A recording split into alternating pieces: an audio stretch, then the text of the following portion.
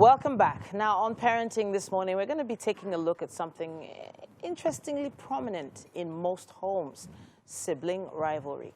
How can parents manage this situation? Have they even identified that it's even a thing? And what is it that could douse the tension? Let's see if we can figure that one out. We have the founder of iMom Zone in the studio with us. It's a platform for mothers, and she's also the author of the Mom Help book, which is a first-time preggy mama handbook. Very, very great resources you have there. Amazing. Thank you so much for everything you do. All right, so sibling rivalry, obviously siblings, as they grow older, they become different people, they become individuals. But what do you think is the key thing that causes the tension? So sibling rivalry is a natural occurrence. It's been on and on since the days of Cain and Abel. Okay. So this is something that we cannot take out of our family life. It will definitely occur. As soon as you become a mom of two, a parent of two and above, just expect it. It's going to happen. Okay. So it's now how you manage it and how you mediate that really matters. That will determine if it would have a negative effect or a positive effect on your kids while they grow. Okay, so rivalry doesn't always have to be negative. That's what you're saying. All right, let's touch on the positive side of rivalry. So what could be positive about having children compete?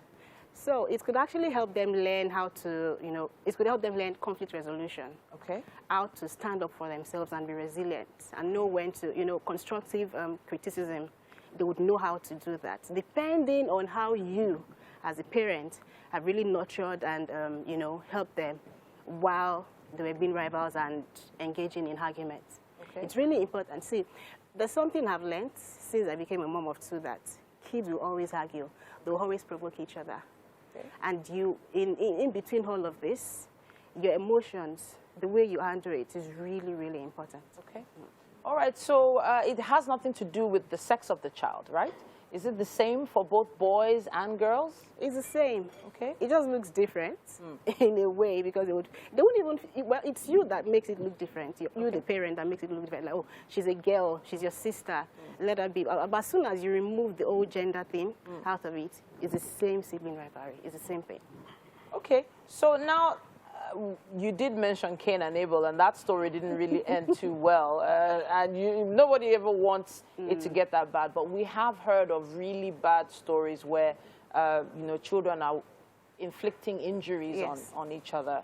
Do you think it is the fault of the parents? To an extent, yes. Okay. And it still boils down to how you mediate from the foundation stage, from the start.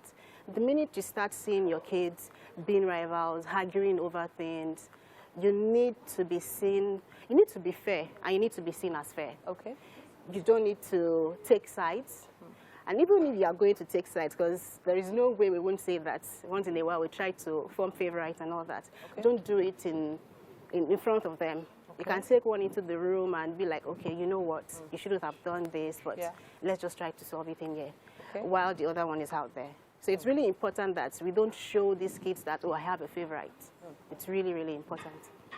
Okay, so I've heard of some parents who deliberately compare and contrast each child. So that issue of maybe a particular child is better at academics and another child is better at sports. And you have one parent saying, oh, can't you see your brother or can't you see your sister? What sort of impact is that having on the child? Negative impact. It would definitely affect the self-esteem of that child. Okay. And we need to refrain from doing that. Okay. As parents, our role is not to, they're all unique. They have their special abilities. You can't have two same kids. And it's important that you employ the right parenting style towards each child. So you can't say that, oh, because one is hot-headed and the other one is calm, then you have to employ the same parenting style.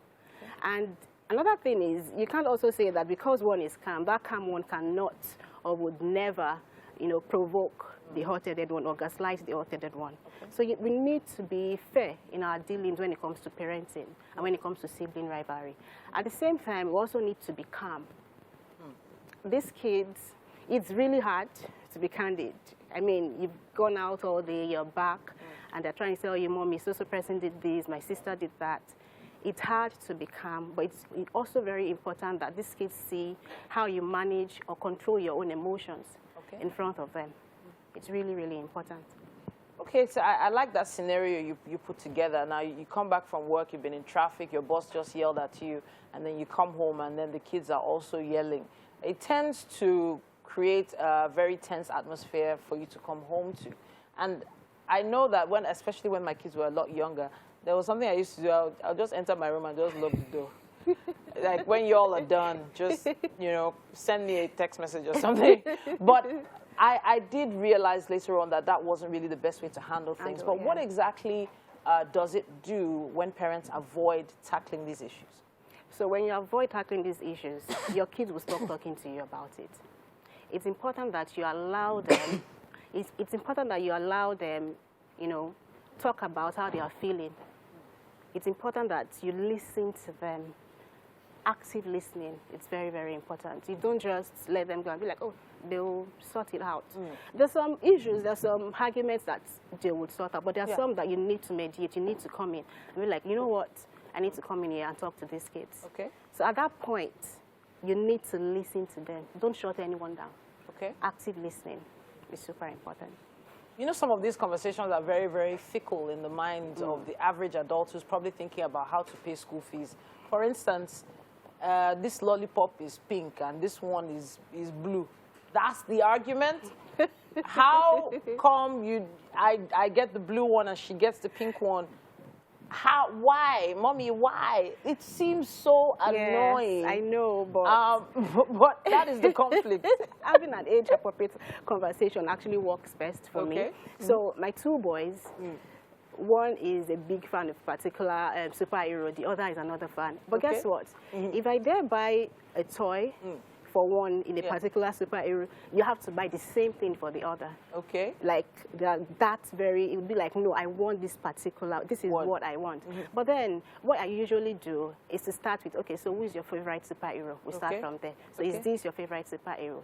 They'd be like, no. So then I'll not ask him, so why do you want this? And then he won't have any answer. And I'll say, okay, all right, I'll have it in my favorite superhero. So it's having that age-appropriate conversations with them. It's really important. Honestly, those conversations can seem like they might not be going anywhere. But I do see where you say it's important to have the conversations. Now, I'm also going to touch on the parents also, in quote, being rivals. Because at some point, I feel like the kids sort of emulate what they see. True. So how can parents mitigate that? Being intentional. Children see, children do. You want to say all the swear words in the world, say it in your room where your kids won't hear you. But as soon as you're out there with your kids, you have to be intentional and careful about your words, your choice of words, the things you say to them. It makes or mar them. And you just need to be extremely careful with your choice of words, with the way you act around them. You're hungry. You brought it home. You don't want your kids to be the ones to just leave me alone. I don't have time for all that right now. No. Drop it at the gate. The next morning you can pick it up on your way. It's fine. But just drop it off or go into your room. Do whatever it is you have to do. But your kids need to see a stable parent. And even if you're going to argue or have a conversation, make sure it's a conversation that your kids will be like, okay, they're not fighting, they're just having a conversation. All right. It's healthy. All right.